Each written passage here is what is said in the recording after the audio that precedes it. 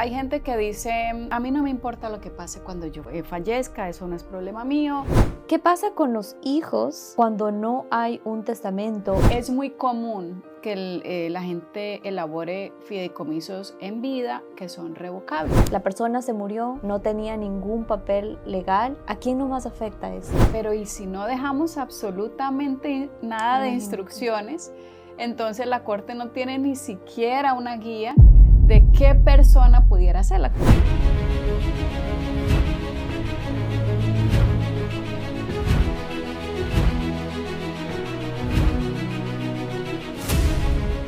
¿Sabías que millones de latinos en Estados Unidos no tienen un testamento ni un plan legal para proteger su familia?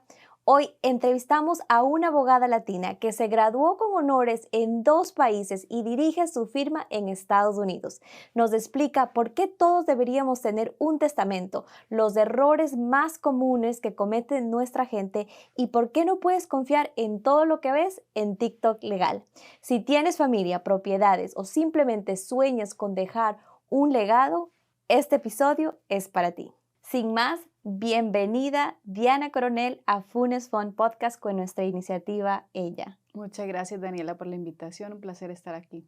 Y este es un tema muy tabú para nuestra comunidad latina. Muchos piensan que tener un testamento es llamar a la muerte. ¿Qué les puedes decir a la gente que nos escucha hoy de este tema? Bueno, Daniela, pues en la vida hay cosas que necesariamente tenemos que afrontar y no porque no hablemos de ellas no van a llegar. Y ese es el caso de temas difíciles de hablar como son la discapacidad mental por accidente o enfermedad o el tema de la muerte que a todos nos puede pasar independientemente de nuestra edad y condición de salud. ¿Por qué crees que es tan importante ahora, especialmente para nuestra comunidad latina, cambiar esta mentalidad? Porque en realidad es algo que la gente tiene miedo a hablarlo en casa. Claro que sí. Es muy importante porque cuando no hablamos de ello, Daniela, nos toca tomar decisiones de manera improvisada. Y cuando estamos en un momento de estrés y tenemos que afrontar la situación y tenemos que tomar decisiones, pues no pensamos en el escenario de la mejor manera. Y no llegamos, por ejemplo, a ciertas metas que de haber planeado hubiéramos podido lograr. Por ejemplo, si tenemos un negocio y si tenemos que resolver el tema de la transición del negocio o si alguien fallece o alguien quedó discapacitado, ¿qué pasa con el negocio? ¿Vamos a vender? ¿Vamos a seguir? De pronto venden en ese momento cuando los números no están bien, en vez de haberse tomado el tiempo y el privilegio de haber planeado por esa incertidumbre, por ese imprevisto y haber vendido ese negocio de una mejor manera o haber hecho la transición de una manera más suave. Y como parte de nuestra iniciativa Ella, vamos a tener una rifa. Diana, ¿qué vamos a ofrecer a nuestros oyentes? Bueno, una consulta inicial de cortesía de 30 minutos. Perfecto, así que si quieres participar, suscríbete al canal, dale like y comenta qué te llevas hoy. No te olvides de seguir a Diana en sus redes.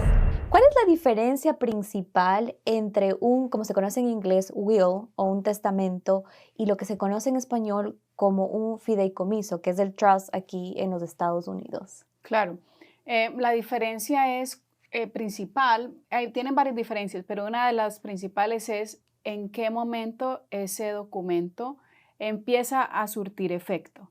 El testamento es algo con lo que estamos más familiarizados, lo que vemos en las películas, que la gente en el momento de su muerte da su última instrucción con algunos testigos y no tiene que hacer nada más, ¿verdad? El testamento es un documento que mientras la persona está viva no surte efecto y puede ser cambiado en cualquier momento. Nada cambia, no hay que hacer ningún tipo de cambios a nivel de títulos o beneficiarios, es simplemente una instrucción que se deja para que surta efecto cuando ya no estemos en esta tierra.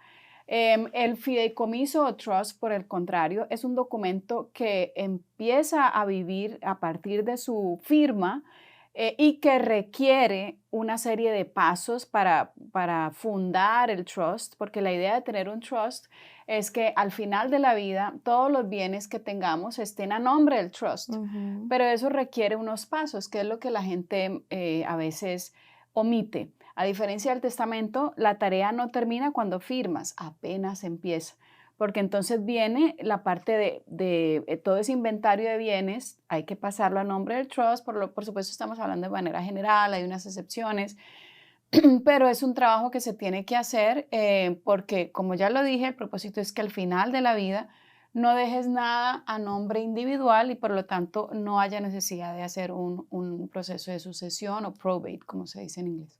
Sí, y eso que tú mencionas es algo importante porque siento que la comunidad se tarda más en tomar acción sobre esto. Sí, Solo piensan que, bueno, voy a hacer el testamento, pero no ven la importancia de tener un trust, que como tú dices, es más para protección, es poner un plan, así estemos vivos. sí. ¿Cuál sería ese error que tú has visto durante tu carrera que puedes compartirnos al momento que alguien se muere? O sea, ¿qué es de eso que tú ves y dices, bueno, la persona se murió, no tenía ningún papel legal? ¿A quién no más afecta esto? Bueno, pues lo que yo he visto es que cuando alguien fallece, ya estamos en un momento difícil mentalmente, emocionalmente, físicamente, los herederos. Y tomarse el trabajo de hacer un inventario de todos los bienes es algo bastante dispendioso que aún ante la persona más diligente se va a tomar mucho esfuerzo y muchos años, porque recordemos que vivimos en un mundo globalizado donde la gente ahora tiene acciones que lidia con ellas online o tiene propiedades en otros países, portafolios online. Entonces, si no tenemos, nos tomamos ese trabajo nosotros mismos de hacer un inventario, de decir, bueno, esto es lo que tiene, esto es lo que va a pasar cuando yo muera y dejamos a que la bomba explote cuando ya no estemos, probablemente nosotros nos llevamos una información valiosísima que le va a costar mucho a los herederos encontrar. Ujú. Entonces, primero la pérdida de tiempo, porque mientras tanto dejas de pagar cosas y de pronto, entonces, para en caso de bienes raíces puede haber un short sale, un foreclosure o cosas de esa naturaleza. Dejas de pagar taxes porque no sabías que tenías propiedades que estaban produciendo income. Entonces, una serie de problemas, es como que es un efecto dominó. La falta de conocimiento empieza a desencadenar un problema tras otro que pueden ser evitables si en vida, mientras tengamos capacidad mental, nos tomamos el tiempo, no solamente de hacer el inventario, sino también de decir, bueno, sentémonos a pensar, empecemos la conversación de qué debe pasar con todo eso. Porque tenemos que pensar no solamente en lo que queremos, pero también en la conveniencia de lo que estamos pensando. Ujú. Muchas veces queremos dejar a alguien como administrador porque es nuestro hijo, nuestra hija, nuestro esposo, nuestra esposa, pero en realidad quizás esa persona no está capacitada o no tiene lo que se necesita para asumir esa responsabilidad. Sí, y dices cosas muy importantes porque solo el simple hecho de pensar que puede pasar algo y no tenemos una persona a la quien le dimos las instrucciones de, sabes, información básica como cuál es el usuario para entrar a Sí. esta cuenta, qué necesitas o qué tienes, es lo que crea más problema, que uno no piensa en eso, estamos viviendo el día a día, pero no estamos pensando, mira, esto puede pasar y siento que ahora es algo importante que se debe hablar en nuestra comunidad latina porque no tenemos esa conciencia de sentarnos y hablar con nuestros familiares. Estamos hablando de propiedades y cosas materiales, pero ¿qué pasa con los hijos cuando no hay un testamento o lo que se llama el trust para protección de ellos? ¿Con quién se quedan estas personas? Bueno, es una muy buena pregunta. En el tema de los niños hay dos componentes, el componente personal y el componente patrimonial, que es importante que las personas sepan que a veces nosotros sabemos, bueno, me encantaría que esta persona se encargara de mis hijos porque conoce mi manera de criar, porque sé que van a ir por buen camino, sus valores éticos, sus valores, su ética, etcétera.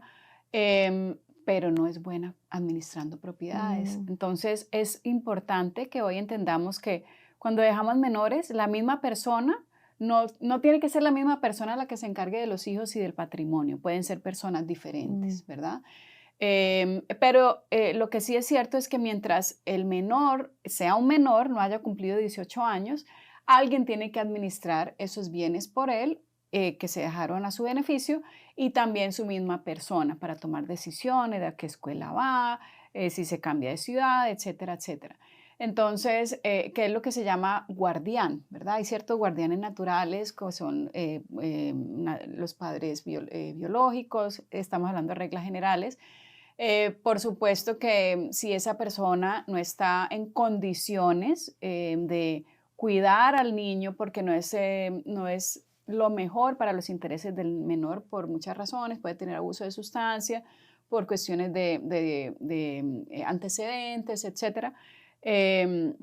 Entonces la corte entra a nombrar un guardián específico. Entonces hay unas reglas generales, si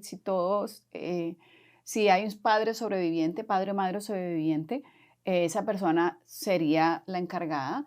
Pero de ahí en adelante es importante dejar instrucciones, que lo podemos dejar por escrito también, pero será la corte, si no es un guardián natural, por decirlo así, será la corte la que determinará si esa persona que nosotros hemos determinado es la idónea para cuidar al menor. Pero ¿y si no dejamos absolutamente nada de instrucciones? Entonces la corte no tiene ni siquiera una guía de qué persona pudiera ser. La corte no va a investigar a los 43 familiares que tenemos, ¿verdad? Claro. Entonces es importante dejar instrucciones porque si bien es cierto, la corte siempre va a mirar por los intereses del menor y no es obligatorio que la corte nombre a la persona que nosotros dejamos si no es un guardián natural. Le da guía. Y si encontraste valor en el episodio de hoy, dale like, comenta qué te llevas hoy de información de este episodio y comparte esta información a alguien que como tú se identifica con todo esto que hablamos. Y creo que por ahí va mucha importancia porque al no hablar de este tema, no sabemos tampoco, porque uno puede pensar, bueno, si me pasa algo, tengo mi mamá, tengo mi hermana, le estamos dando una responsabilidad a alguien sin primero preguntarle, o sea, mira, si me pasa algo, tú estarías de acuerdo en hacerte cargos de mis hijos o, sabes, de las responsabilidades también, Claro. ¿no? Porque es algo muy importante. Y mucho latino yo siento que viene acá, trabaja duro y se olvida de esta parte tan importante que es la protección de los hijos, la protección de bienes también. Cuéntanos un poquito cómo el fideicomiso nos ayuda a proteger todo esto, los bienes de real estate. Bueno, hay varios tipos de fideicomisos. Hay fideicomisos que se crean durante la vida, que se llaman intervivos, fideicomisos intervivos. Hay fideicomisos que se hacen al momento del testamento. Hay fideicomisos que son revocables, hay fideicomisos que no son revocables. Pero voy a hablar en este momento de los que son más comunes, ¿verdad? Dependiendo del caso específico, se elabora la estrategia de qué fideicomiso es el aplicable a la persona o el más conveniente a la persona, pero es muy común que la gente elabore fideicomisos en vida que son revocables, porque la gente evoluciona, ¿verdad? Lo que quiero el día de hoy no es lo mismo que voy a querer de aquí a 5 años por muchas razones. Entonces, el fideicomiso revocable es uno de los más comunes. ¿Y cómo nos puede servir para el tema de protección de acreedores? Si es revocable, uno de los cons del fideicomiso revocable es que no provee protección de acreedores a quien lo elabora, al creador.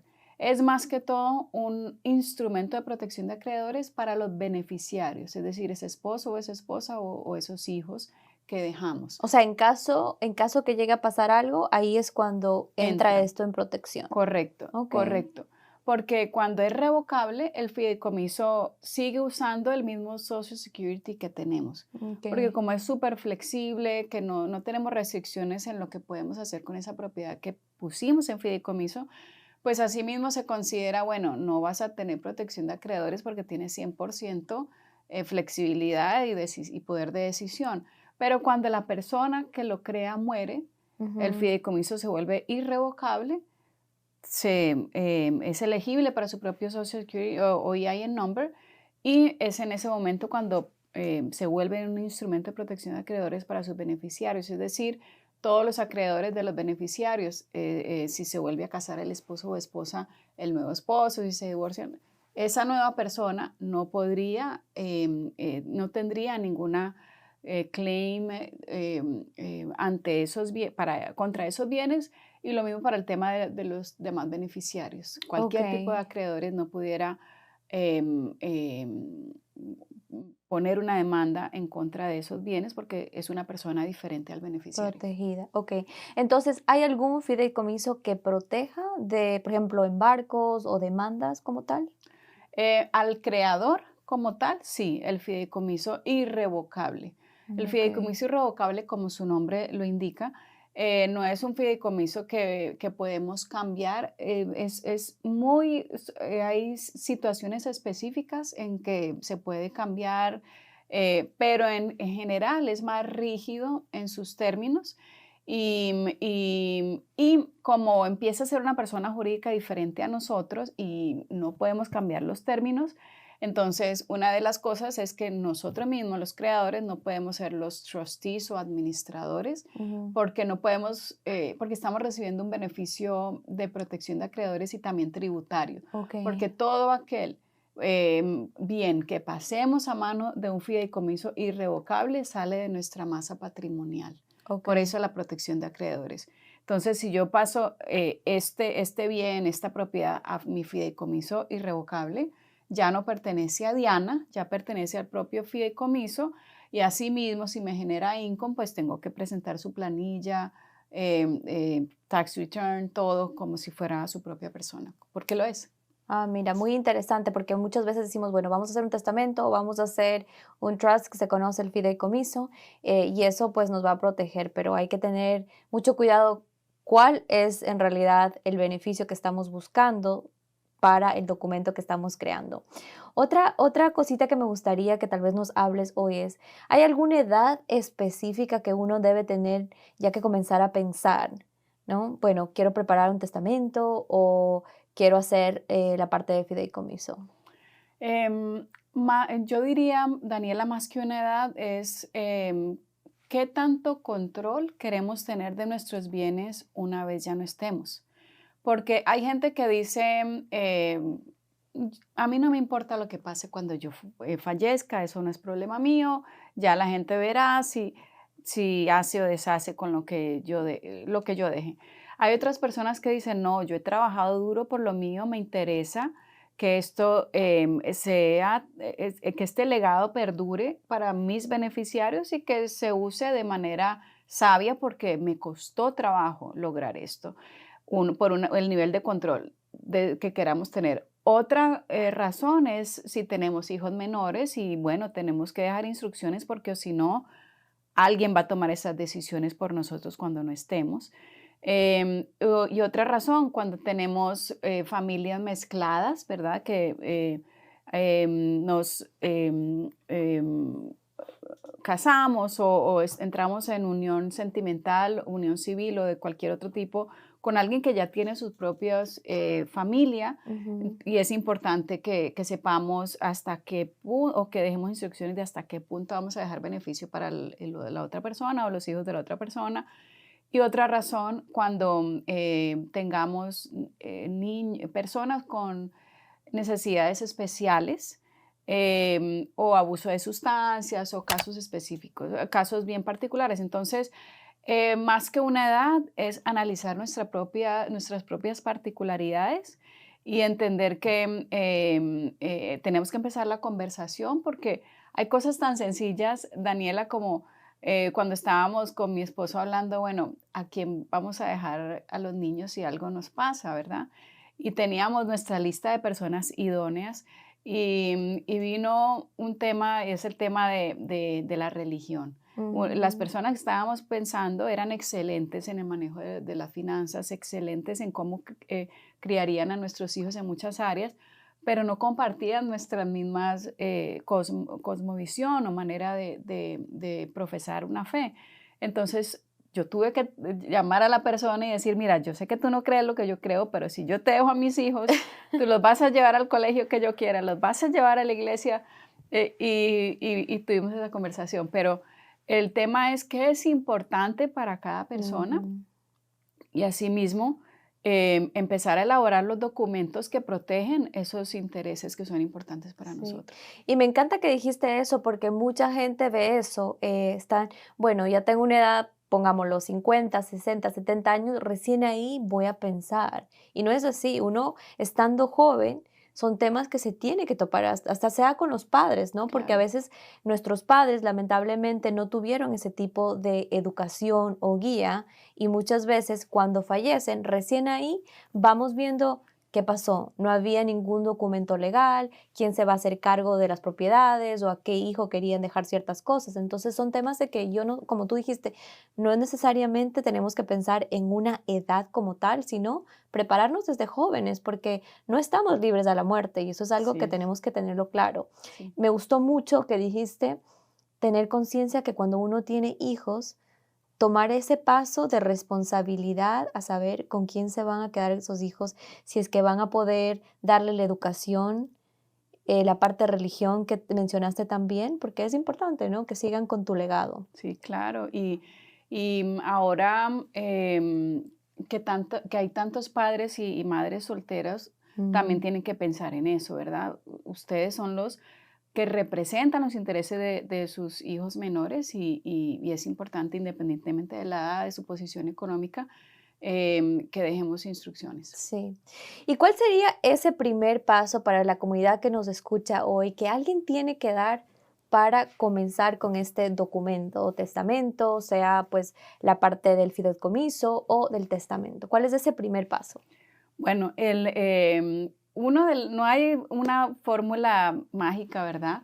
Pero yo creo que un primer paso muy importante es organizarse haciendo un inventario de los bienes que tenemos, de todo tipo de bienes, de las cuentas bancarias, de los diferentes tipos de portafolio financiero, que si mutual funds, que si tengo stocks por acá, que si tengo life insurance, todo ese tipo de bienes que tenemos, de patrimonio, lo que constituye nuestro patrimonio, bienes raíces, bienes tangibles, quién nos debe dinero, ¿verdad? Ujú, Eh, tomarnos el tiempo de hacer un inventario de esos bienes y no solamente el inventario, sino nosotros somos los únicos dueños o lo tenemos con el hermano, la hermana, el amigo, el socio. O sea, ¿quién más tiene intereses sobre esos bienes y en qué estado económico se encuentran? Es decir, se deben, no se deben.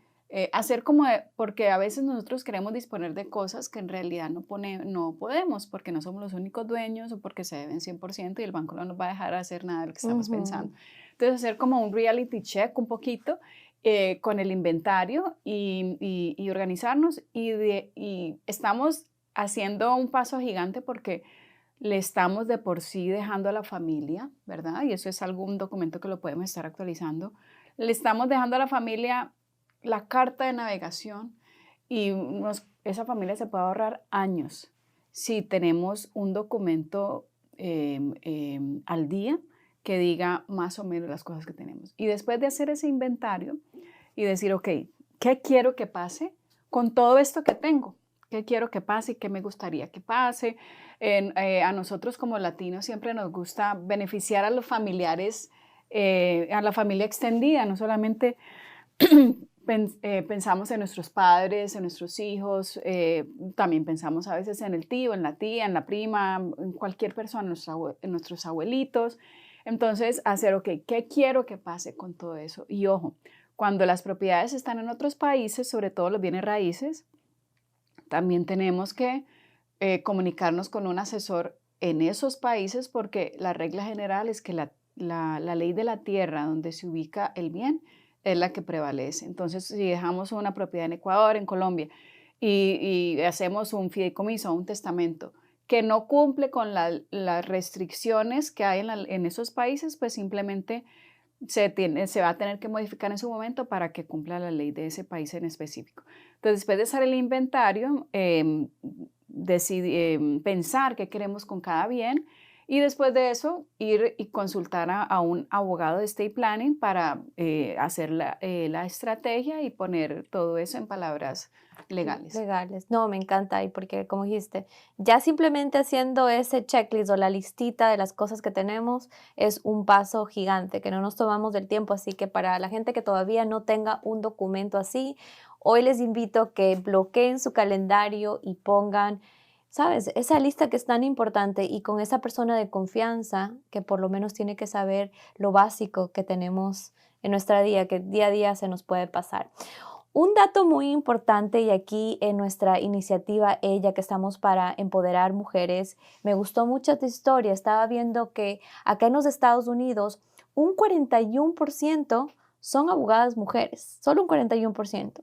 Y de ese 41%, solo un 3% son latinas. Wow.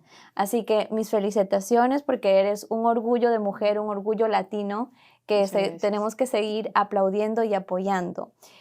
Cuéntanos un poquito para la gente que tal vez, mujeres y hombres, ¿no? Que nos ponemos esto en la cabeza de que no se puede lograr. Tú estudiaste tu carrera en Colombia. ¿Cómo fue esa transición de estudiar para ser abogada en Colombia y venir y poder lograr aquí en los Estados Unidos? Bueno, Daniela, me traes memorias de todo tipo, pero yo me gradué en Colombia como abogada con honores allá de una muy buena universidad, se llama la Universidad del Cauca. Hice una especialización en Derecho Administrativo en Colombia, tuve la oportunidad de practicar tanto en el área pública como en el área privada. Y bueno, me sentía muy bien, tenía una vida corporativa. Yo era gerente de una terminal de transportes en la ciudad de Popayán, Colombia, y tenía una vida corporativa y gerencial muy agitada. Siempre estaba en reuniones con los alcaldes, los gobernadores, los ministros, que el vicepresidente, y tenía chofer, toda esa vida a muy temprana edad. Y después vengo a los Estados Unidos con un inglés muy precario, a tener problemas yendo a lo que acá en la Florida es Publix, a comprar algo y hacerme entender en el restaurante. Entonces el choque emocional, pero un poco también de esa autoestima, esa confianza propia, fue grande. Porque llegas, y esto nos pasa mucho a los latinos, llegamos de ser alguien, ¿verdad? Ujú. Con un nombre, con una vida, a ser Uno uno del más. montón. Sí. Y no solamente uno del montón, sino uno del montón que no se sabe expresar. Entonces, eso fue un poquito fuerte, pero yo quiero recordarles a todos que nunca nada en la vida se desperdicia. Entonces, todo aquello que trajimos de los otros países, la disciplina, los buenos hábitos, el conocimiento, tenemos cómo aplicarlo acá. Solo tenemos que tener una mente abierta y flexible de hacia dónde nos lleva la vida y trabajar fuerte con mucha dedicación y mucha perseverancia para llegar, para saber interpretar las claves que nos está dando la vida. Y bueno, en mi caso, yo tuve la oportunidad de volver a estudiar derecho acá, 3 años.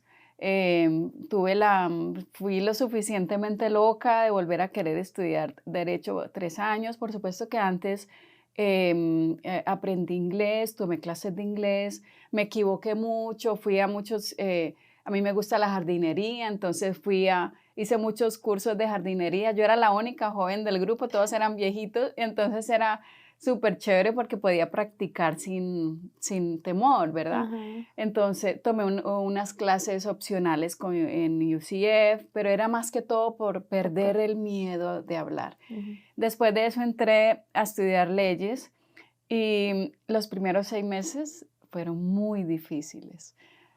Yo te digo que 60%, yo entendía, yo me atrevo a decir por ahí un 60%. Los chistes yo no los entendía, nada de lo que pasaba pues en la clase. y me tocaba trabajar 3 veces más duro que los demás. Dejaban una lectura que alguien se la leía en 1 hora, yo me la leía en 3. Y fue con mucho esfuerzo. En los primeros 6 meses, que en la escuela de leyes se usa mucho el trabajo en grupo y la nota depende del grupo, pues imagínate, yo ni siquiera me podía expresar y más o menos estaba aprendiendo a escribir, pues la gente dudaba de hacerse conmigo porque su Claro, nota iba a estar en juego. Pero recuerdo, después de ese trabajo constante, perseverante, mucho esfuerzo. Yo sí. no hice nada más que de estudiar en esos primeros 6 meses, que yo estaba en Texas con mi esposo, ya terminó el semestre y me escribió una amiga, llegaron las notas. Y en Colombia nosotros somos de 0 a 5 y eso es más o menos como califican. Y, y entonces A, B, C, yo no estaba familiarizada con eso. Y yo le digo a mi esposo, ¿esto es bueno? Mi nota, Sí. ¿esto es bueno o malo? Y era una A más. Ajá. Entonces me dijo, no, es muy bueno. Y yo, ay, pues, y así fui ganando otra vez esa confianza Confianza.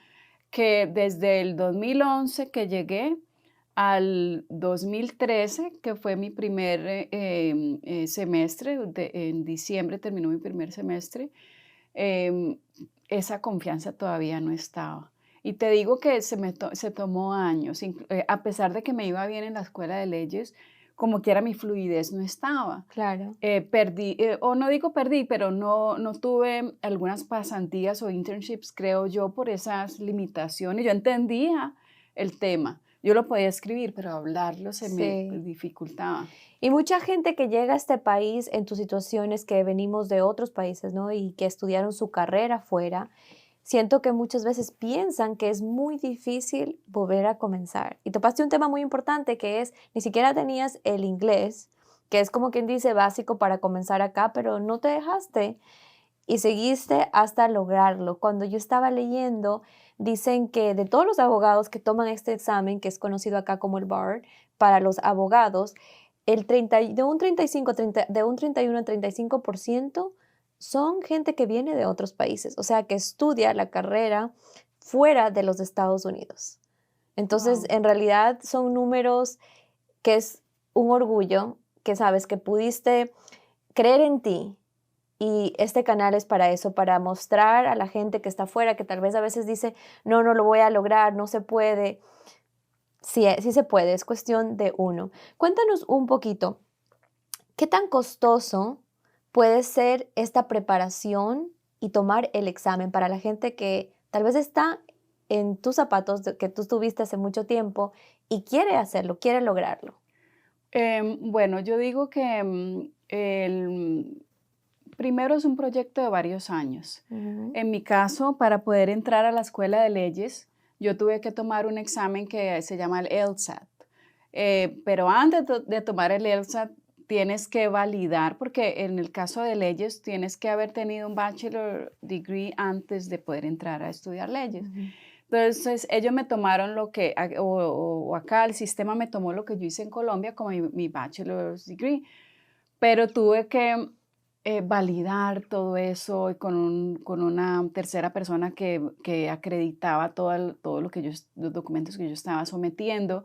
Y fue un proceso, en mi caso, me imagino que ahora ha mejorado por el tema de la tecnología, las plataformas, etcétera, pero en mi caso se tomó como casi un año porque yo tuve que ir, yo vengo de una ciudad pequeña de Colombia, es una capital, pero es de un departamento pequeño.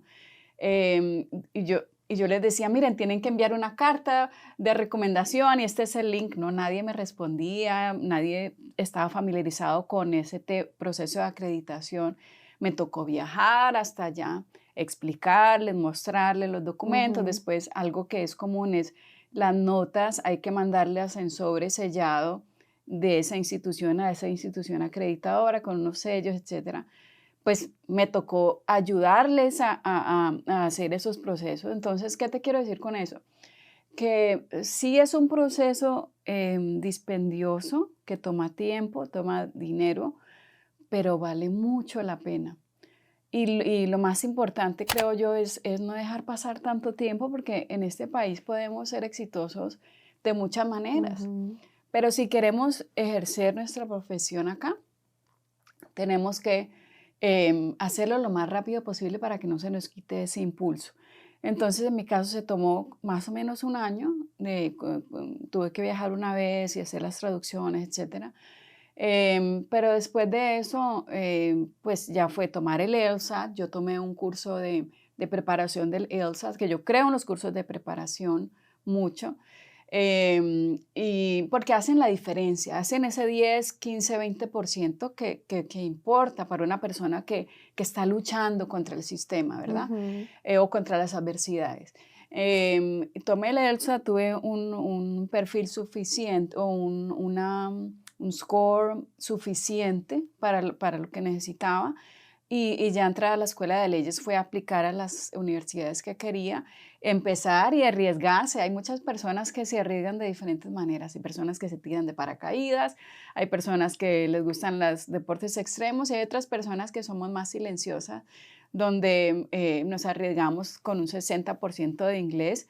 Pero mi nivel de inglés en ese semestre creció muchísimo, por supuesto. Claro.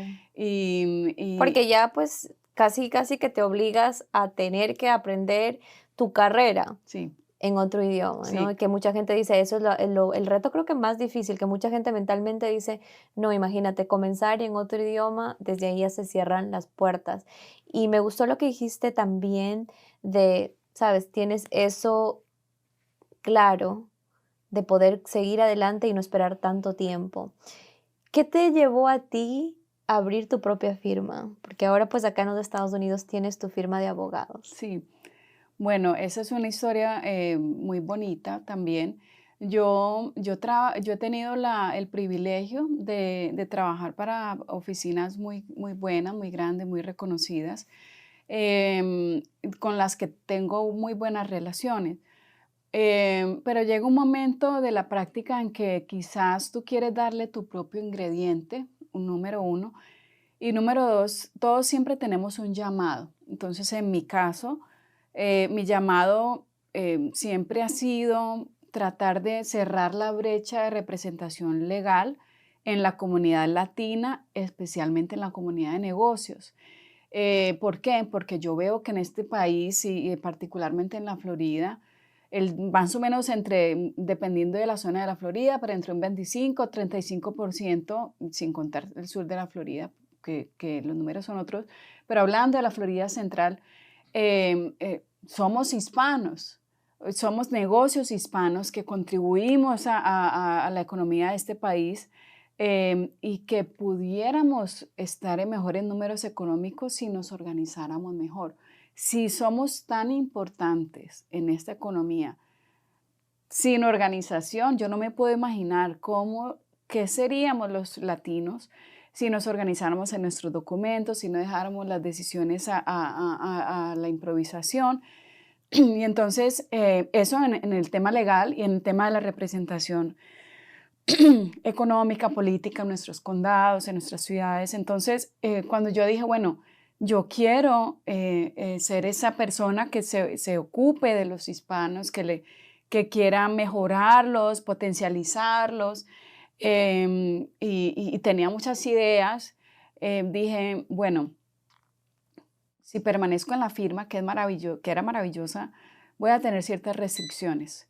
Y entonces ahí fue cuando decidí abrir mi propia oficina para tener la libertad de cumplir con esa misión, con esa pasión, y de darle mi ingrediente diferenciador.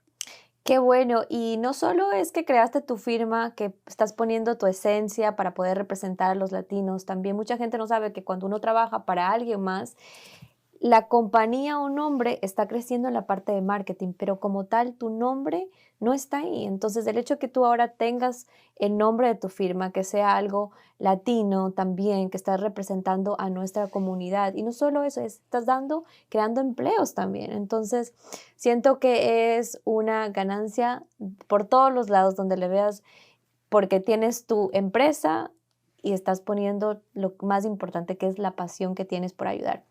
Vamos a pasar a un tema que se está escuchando mucho en las redes sociales ahora, que es este tema del TikTok legal, que se ha hecho un boom. ¿Tú qué opinas de esto? ¿Crees que es algo que está ayudando o perjudicando como tal a los oyentes? Bueno, es una pregunta difícil, pero doy mi opinión. Yo creo que el tema de Internet en general, lo mencionaba en otra oportunidad, em, antes el problema era por la falta de información. Entonces la gente, el que tenía la información tenía el poder y la manipulaba a su antojo.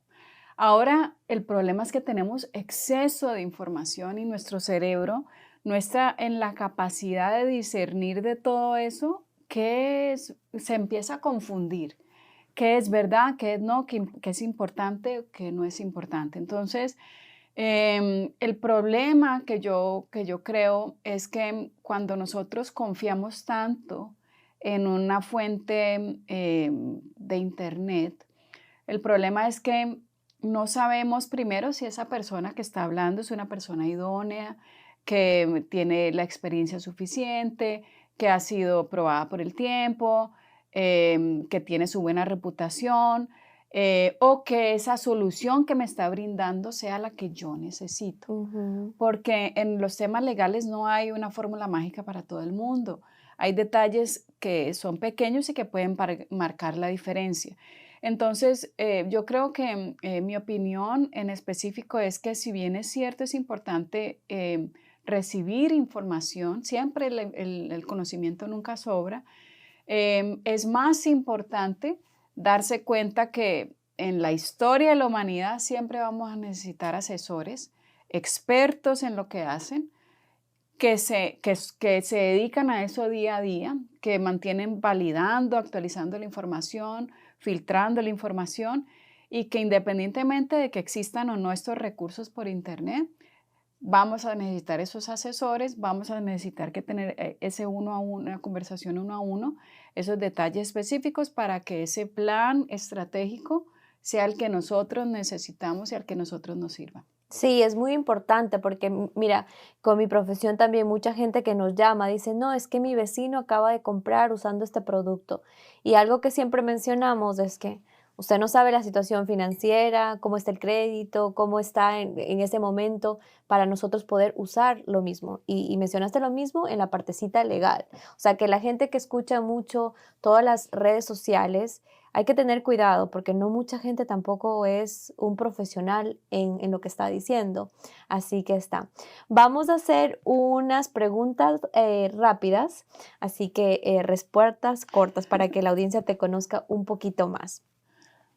Un lugar para perderte. Grecia, Uy. Primera cosa que haces cuando te levantas. orar. ¿Cuál es tu canción favorita? Muchas, la salsa, me gusta la salsa. Sí, colombiana, la salsa Colombiana caleña colombiana. en particular. Sí, no, muy buena. ¿Cuál es tu ídolo de la infancia? Mi ídolo de la infancia. Em, wow. Estoy debatiendo entre mis abuelos o mis abuelas, Oh, pero por ahí está. sí, tuviste buena, como quien dice, buenas raíces en ese sentido. Muy bien. ¿Qué te saca de quicio o te molesta? La mentira. Mm, sí. De todos los países que has visitado, cuál sería el número uno o el que te ha gustado más? Ah, difícil porque depende, pero me voy por Grecia otra vez. Sí. Si tuvieras que conseguir una meta en la vida, ¿cuál sería? Mm, una meta de cualquier tipo. Sí, puede ser personal, profesional, cualquiera. em, yo creo que vivir en paz. Muy importante. Un sueño que has cumplido que te llena de mucho orgullo. Em, bueno, viajar por el mundo ha sido uno de mis sueños. Sí. ¿Cuántos países conoces? Muchos, ¿No has contado? no, muchos no, porque son más de 200 países y no he visitado tantos, pero obviamente Colombia, hemos estado empezando por el sur, Argentina, Ecuador, Perú, hemos estado en Brasil, ¿qué me falta por ahí? O Panamá también, México. Bueno, diferentes partes de Estados Unidos y luego pasando al otro lado, hemos estado en Irlanda, España, Inglaterra, Francia, Uy, tienes un Bulgaria, montón de sí, países ahí de Bélgica, contar. sí. No, y es bonito porque muchas veces uno no se da cuenta. Una vez me hicieron esa pregunta a mí, yo me quedé pensando porque no le pones un número. Y Ujú, eso es lo importante. voy a Después de hacer, que me hicieron lo esa voy a pregunta, hacer. yo fui a contar. De hecho, tengo un mapa en casa donde tengo todos los países. Así que importante. Em, ¿Qué es lo más gratificante de ser abogada? Tratar de resolver los problemas de la gente, Sí. resolver los problemas de la gente y dar paz mental. ¿Y cómo te gustaría que te recordaran? Em, Como una persona que eh, mejoró mi vida. Qué bonito. Muchas gracias, Diana, por venir acá a Funes Fund Podcast y compartir con nosotros cuál sería ese último mensaje que le quieres dar a nuestra comunidad latina. Bueno, pues muchas gracias, Daniela, por la invitación. Es un placer estar en tu programa y gracias por lo que haces informando a la comunidad. El mensaje para todos es: sigámonos informando, empecemos la conversación, ocupémonos de estos temas personales y patrimoniales para beneficio nuestro y de nuestros seres queridos, para que todo esto que hemos trabajado con tanto esfuerzo continúe en el camino correcto y dejemos un legado importante. Y si te quieren contactar, ¿cómo se pueden poner en contacto contigo? Bueno, en redes estamos en Instagram, LinkedIn, Facebook como Coronel David Law, pero también me pueden llamar a mi oficina al 407-730-5222 o a mi correo electrónico Diana Coronel con una L, coroneldavidlaw.com. Dianacoronel@coroneldavidlaw.com. Muchísimas gracias de nuevo por tu tiempo y fue un placer tenerte acá. Y si llegaste hasta este momento, gracias por acompañarnos en este episodio. Y acá te dejo otro que puede agregar valor a tu vida.